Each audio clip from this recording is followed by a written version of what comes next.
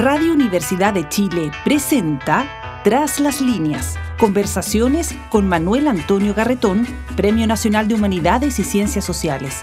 Programa producido en el Departamento de Sociología de la Universidad de Chile con el auspicio del Centro de Estudios de Cohesión y Conflicto Social, COES. Muy buenas tardes.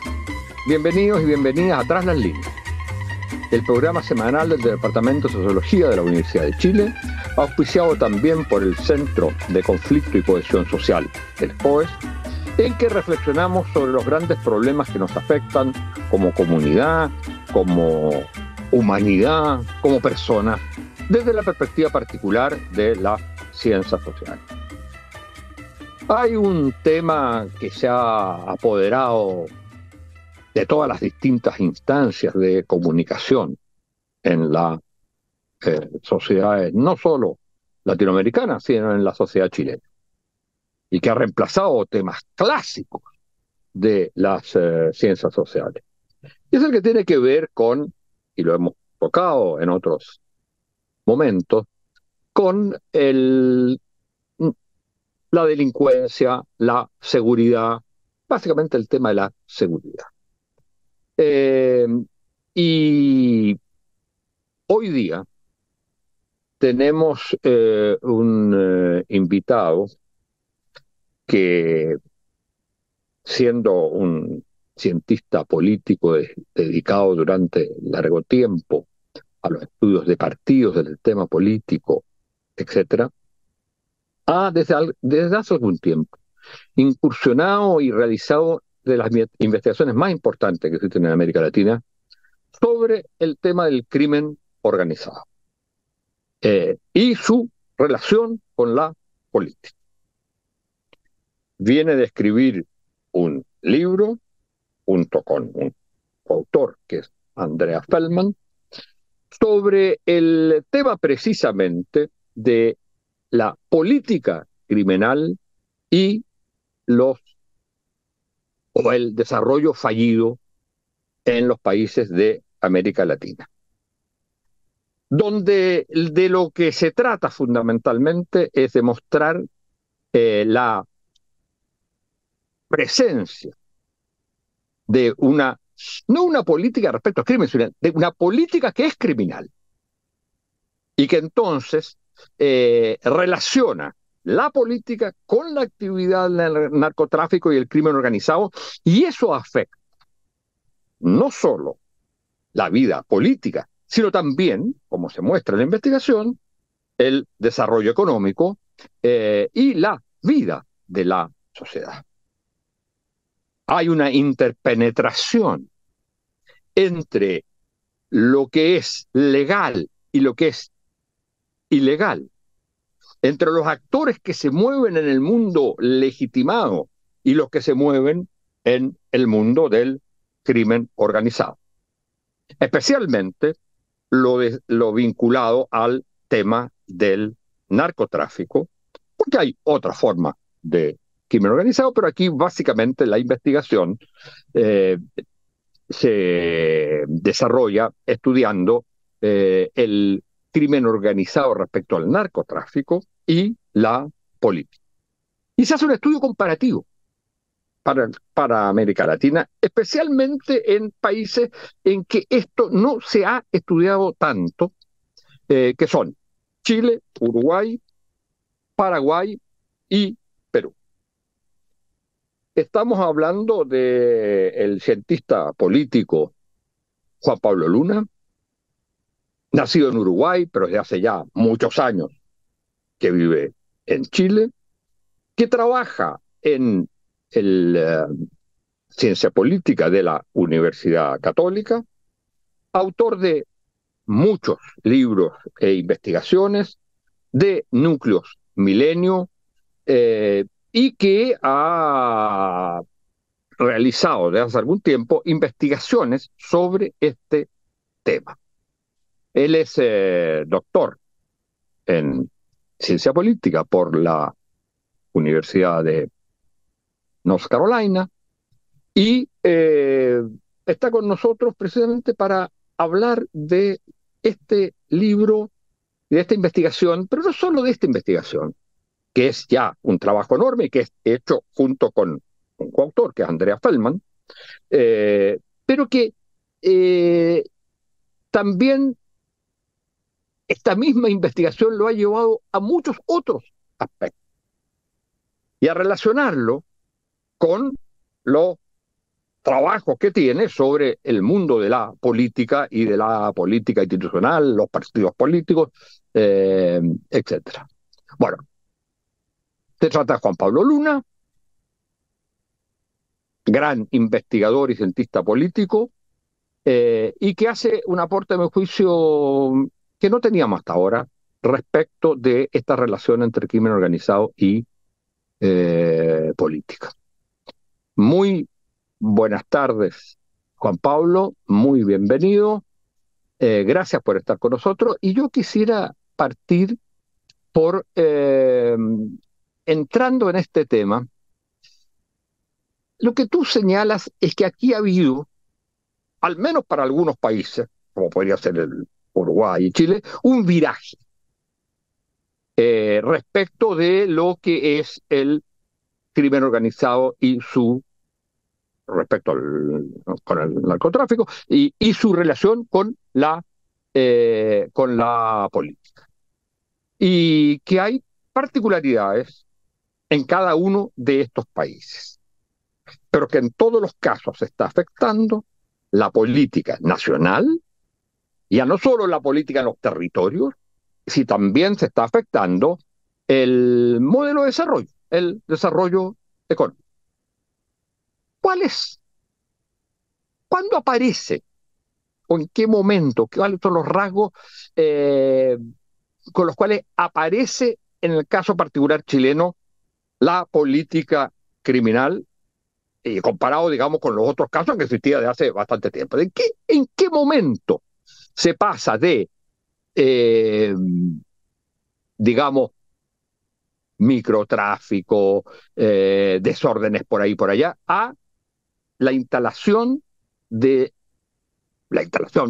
quizás todavía no tan desarrollada como en otros países, de lo que tú llamas la política criminal? Bueno, muchas gracias, Manuel Antonio, por la invitación. Siempre es un placer conversar contigo y en Tras las Líneas. Mira, yo diría lo siguiente. Me parece lo primero que es importante decir es que eh, eh, hay que hacer una distinción en términos de que tú la hacías implícitamente, por lo menos, entre el microtráfico, ¿no? Y la política o el narcotráfico más territorial, que es el que llama más la atención, sobre todo por su impacto en violencia, en política local. Y un poco el foco que tratamos de hacer con Andreas en este libro, que es pensar en otras implicancias de la expansión de mercados criminales, de mercados ilegales, entre ellos el narcotráfico como uno de los mercados más dinámicos y con más potencia económica en América Latina hoy y en el mundo hoy, ¿no? Y en términos de cuándo esto empieza a ser importante, yo diría hay dos fenómenos, digamos, que para mí son relevantes en las últimas décadas. Una tiene que ver ¿En general con, o para el caso chileno? para el caso de América del Sur, digamos, Ya. y donde está Chile, donde está Uruguay, ¿no? Que tiene que ver, por un lado, con el desplazamiento hacia el sur de la producción y del tráfico internacional, ¿no? Eh, con lo que se conoce como el efecto globo en Colombia, ¿no? Digamos, cuando Estados Unidos cierra la ruta del Caribe, empieza a presionar sobre la producción de cocaína en Colombia, empiezan a generarse rutas hacia el sur, eh, y dentro de esas rutas empiezan a figurar prominentemente los países de América del Sur. En eso también es importante tener en cuenta la influencia de las bandas brasileras, ¿sí? Que empiezan a ser un actor clave en sacar y mover droga de la región hacia Europa, hacia las rutas que pasan por África, ¿sí? Y que van hacia Europa. Y que también, digamos, empiezan a darle dinámica a este tráfico hacia el sur de América Latina, ¿sí? Y después yo diría que un segundo momento que genera una expansión de mercados criminales ilegales en la región tiene que ver con dos fenómenos de la última década y media. Por un lado, el crecimiento económico, que genera más oportunidades de negocio, que genera crecimiento económico, pero también expande el ámbito de acción de los mercados y de las actividades ilegales. Y en los últimos años la pandemia, que también abre oportunidades de negocio, por ejemplo, con la migración, con el tráfico de migrantes, con el tráfico de personas, por ejemplo, eh, a nuevos grupos que empiezan a operar distintos mercados ilegales en estos países, ¿no? Ahora, ¿hay alguna particularidad en el caso chileno en el sentido siguiente que tú con Feldman analiza en la investigación? Pareciera ser que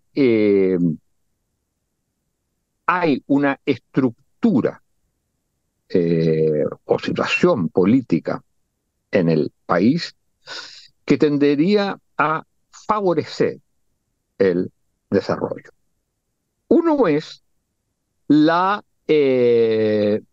existencia y eso lo señalan ustedes, por eso quisiera que lo explicara, de tres policías, o sea, no una policía unificada. Y otro es la gran polarización que existe.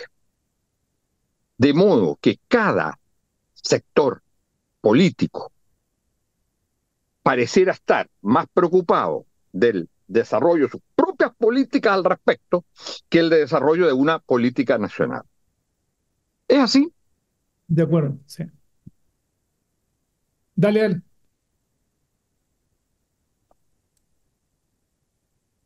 Te corté, creo. Es No, decir, no, no, no.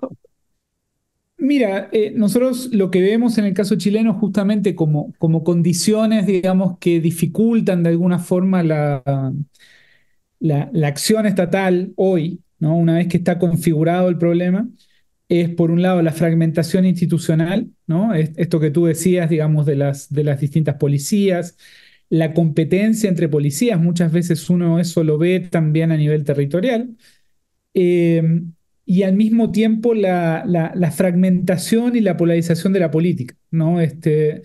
Donde en algunos casos, como el caso uruguayo, es tal vez un caso donde todavía hay algunos recursos colectivos del sistema político de decir, bueno, acá se nos está yendo el Estado, acá hay, digamos, eh, necesitamos políticas de Estado, ojalá podamos no competir sobre este tema y coordinar, ¿sí? Hay algún reflejo de ese tipo en el caso de Uruguay, ¿sí? Mientras que en el caso chileno lo que uno ve es una competencia político-electoral muy centrada en estos temas, ¿no? Y es una competencia que a corto plazo renta electoralmente, pero a mediano y largo plazo lo que hace es destruir capacidades sistémicas de abordar este tema de forma razonable, ¿no? Entonces lo que tenemos, y creo que es lo que estamos viviendo estas semanas en Chile y estos años en Chile, es la emergencia de esto que se ha denominado el populismo punitivo, ¿no? O sea, y esta competencia entre distintos sectores para ver quién eh, eh, está más cerca de la mano dura y de sintonizar con lo que aparentemente es una opinión pública que demanda soluciones rápidas a un problema que requiere políticas públicas de largo plazo y de buena calidad para mitigar el problema que hoy tiene Chile. Pero tú dirías eh, de frentón que lo que llaman ustedes en el trabajo política criminal se ha instalado en Chile. Sí, yo creo que, a ver, lo que es... relevante tener en cuenta de lo que nosotros llamamos política criminal es distintas formas en las cuales los operadores de mercados ilegales, en este caso narcotráfico, eh, de alguna forma infiltran institucionalidad estatal e institucionalidad política. ¿Sí? Eh, y en ese sentido nosotros creemos que hay, digamos, distintos síntomas, ¿sí? Y distintos emergentes que apuntan hacia esa infiltración, ¿sí? Es posible y yo creo que todavía es razonable esperar que a nivel de la gran política eso no suceda en Chile, ¿sí? Pero si uno va, por ejemplo, a mirar política a nivel municipal, ¿sí? Yo creo que encuentra evidencia bastante significativa de mecanismos de infiltración, ¿no? Si va a mirar algunas agencias estatales, ¿sí? Que tienen que ver, por ejemplo, con el sector logística, logística portuaria, zonas francas, ¿sí? Aduanas, ¿sí? Eh, hay indicios que apuntan hacia infiltración significativa de esos ámbitos funcionales, ¿sí? Eh, estas actividades también generan, y esto es muy relevante, una cantidad de recursos que hay que meter en la economía y lavar para poder utilizarlos. Bueno, sabemos poco de qué está pasando con la infiltración de esos dineros en el mercado financiero chileno, en empresas chilenas, ¿no? Hay capitales, digamos, que tú lo decías en la introducción, digamos, nosotros eh, tendemos a pensar un límite muy claro y una frontera muy clara entre el mundo legal y el mundo ilegal, ¿no? Y básicamente lo que sucede en la realidad es que hay interfaces porosas, zonas grises, ¿sí? En que lo legal y lo ilegal se co-constituyen por un lado y se interpenetran en distintos ámbitos de la realidad, ¿no? Y en ese sentido, por ejemplo, la UAF en Chile, ¿sí? Todavía que es la unidad de análisis financiero, digamos, que se encarga del lavado, todavía tiene precariedades relevantes para lograr detectar eh, operaciones grandes de lavado, ¿no? Persigue, por ejemplo, compra de inmuebles o compra de autos, ¿no? O sea, lo que son más bien actividades de lavado de baja escala, ¿sí?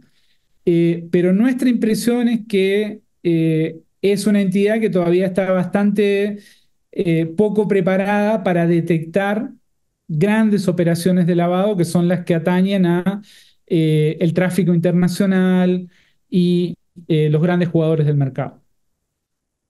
Tú decías en en otro estudio, en una eh, entrevista, que de alguna manera, tú me corriges si no lo digo correctamente, pero que de alguna manera la relación entre la, digamos, el crimen propiamente tal, el crimen organizado, el narcotráfico, eh, la coordinación en Argentina la hacían básicamente las policías.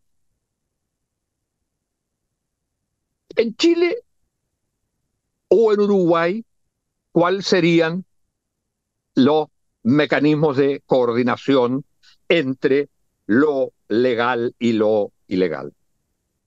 Mira, el caso de Argentina es interesante y acá hay que poner entre paréntesis el caso de Rosario, digamos que es un lugar donde esa coordinación se rompe, ¿no? Y eso es lo que explica la violencia que se genera en Rosario en las últimas décadas. Eh, pero en general, la Argentina tiene tasas de homicidio las más bajas de América Latina, de América del Sur, ¿sí? Y eso tiene que ver, de acuerdo a colegas, digamos, que miran este tema en Argentina, por ejemplo, Marcelo Bergman, Hernán Flom, eh, Hullero mismo, ¿no? Matías Diwi, ¿sí? Eh, que tiene, básicamente lo que hay ahí es una coordinación desde las policías, ¿sí? Que son las que estructuran vía delegación de la política hacia las policías, ¿sí?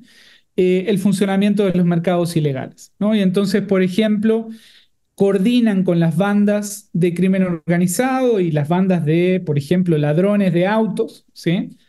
Eh, cuotas de actividad, liberación de zonas, ¿sí? A cambio de financiamiento que proviene de las actividades ilegales y que financia no solo la caja policial, sino también eventualmente a la política argentina vía el financiamiento de las campañas. ¿Sí? Eso lo que hace es, mediante corrupción policial, ¿sí? Bajar los niveles de violencia, aunque no así, por ejemplo, los niveles de victimización por robo, que son muy altos, ¿no? Nuestra sensación en el caso de Chile es que esa coordinación no está, ¿no? Y lo que hay hoy en Chile más bien es, yo diría, crimen desorganizado. Tampoco es que tengamos grandes bandas, ¿sí? Ni grandes estructuras criminales. Lo que tenemos son más bien bandas pequeñas, bandas que eventualmente empiezan a competir con otras que llegan y que eventualmente, eh, eh, digamos, empiezan a competir y a delimitar territorios y bandas que funcionan con pactos de protección más bien segmentados o fragmentados con algunas unidades policiales, con algunas unidades con algunos gobiernos locales, o con actores de gobiernos locales, con actores del sistema judicial eventualmente, ¿sí? Eh, en equilibrios, digamos, que eventualmente se rompen y generan eventualmente, digamos, como emergencia de violencia, ¿sí? Eh, entonces, en realidad yo te diría, en el caso chileno, la sensación que nosotros tenemos es que más que una coordinación, lo que hay es más bien una descoordinación más allá del ámbito local y funcional específico. Precisamente eso sería una de las explicaciones, porque todas las cosas tienen bastante más que una de las explicaciones de por qué la política criminal, su lugar principal, aún en el caso chileno, ¿De son los acuerdo? espacios territoriales y los gobiernos locales, por decirlo así. Y no, Y algunos ámbitos funcionales que son estratégicos para el negocio.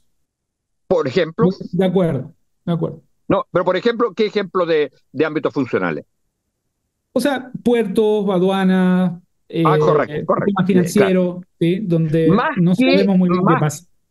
más que, por decirlo así, la compra o la vinculación al nivel de la política nacional, como ocurre en otros países, digamos, es que está enteramente infiltrado el Estado y los distintos, no solo los niveles regionales o locales, sino también la política nacional por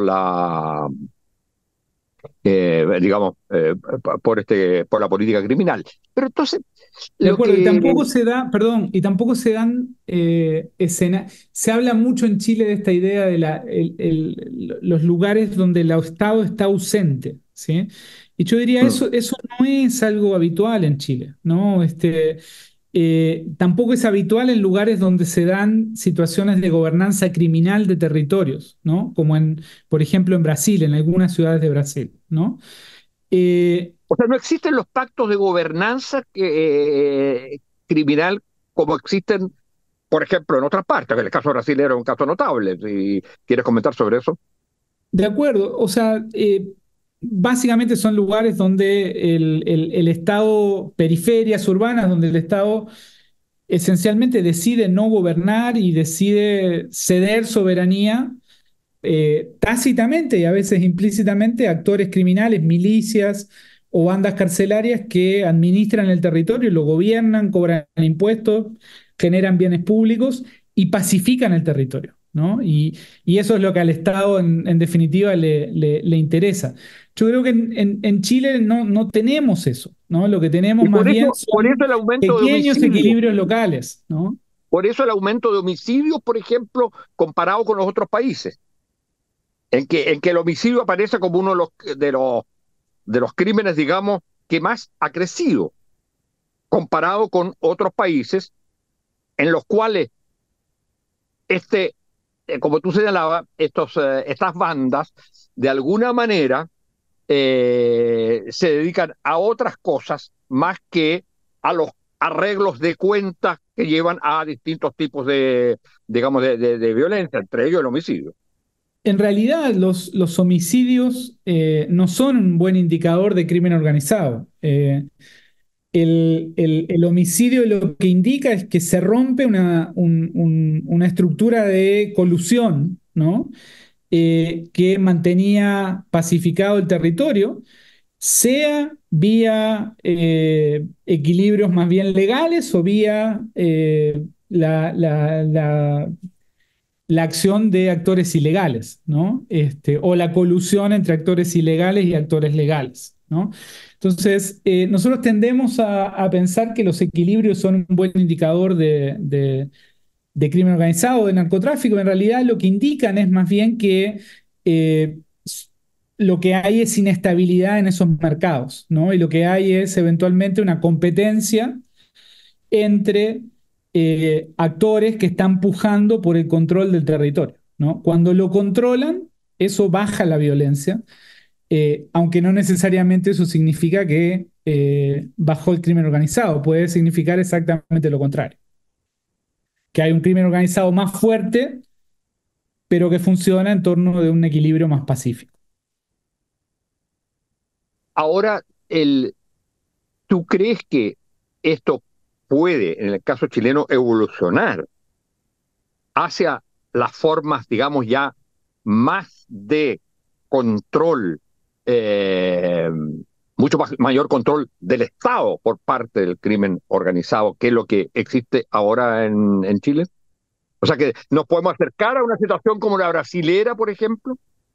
Yo creo que en Chile todavía no están dadas las condiciones para eso por dos razones, digamos. Por un lado, porque hay mucha fragmentación del lado criminal y del lado estatal y político, ¿no? Entonces tenés como los dos campos están muy fragmentados, muy segmentados.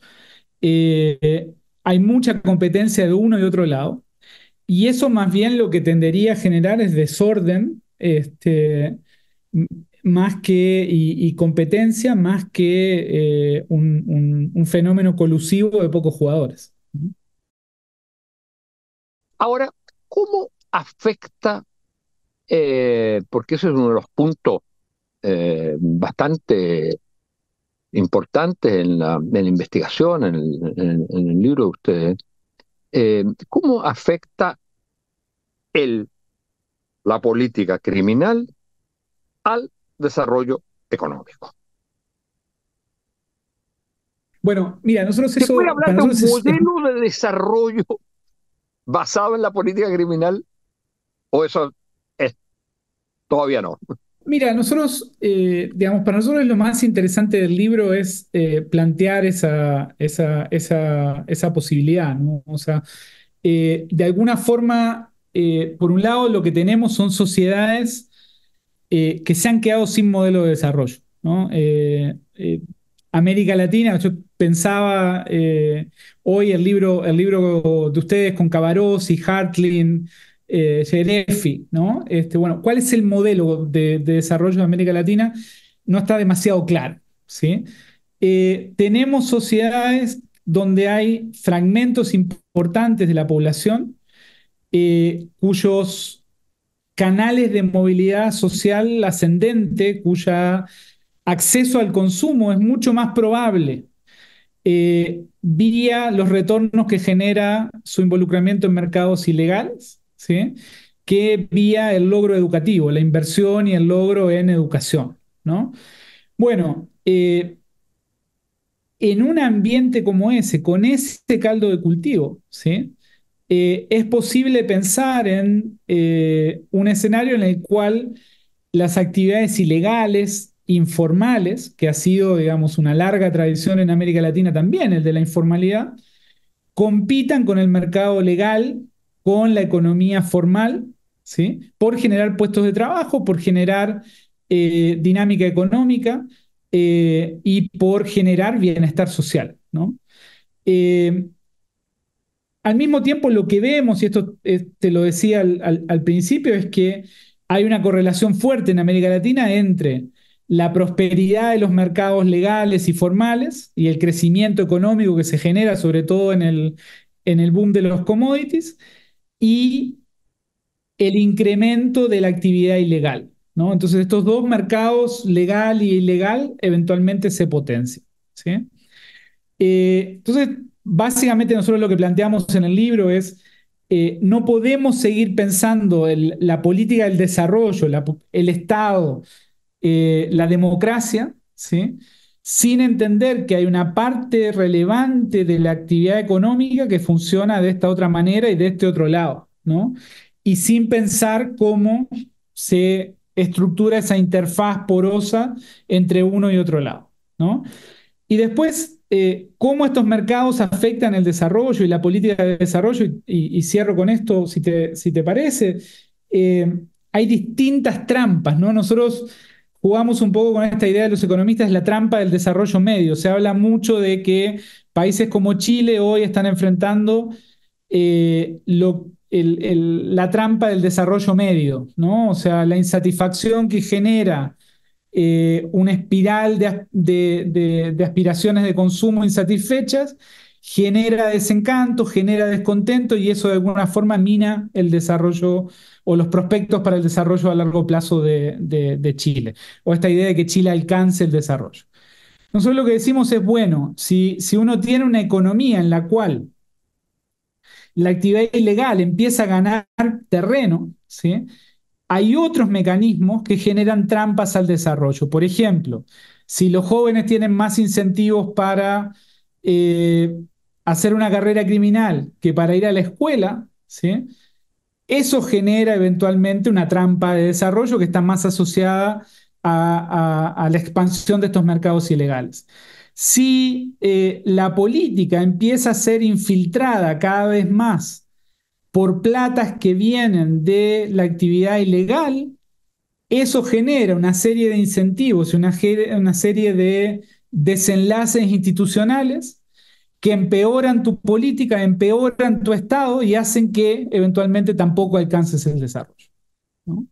Entonces, un poco la idea del libro es, bueno, acá hay una agenda para tratar de entender ese tipo de trampa que están asociadas más bien a situaciones en las cuales los mercados ilegales proporcionalmente empiezan a tener un peso más importante en el PBI, ¿sí? Que los mercados legales.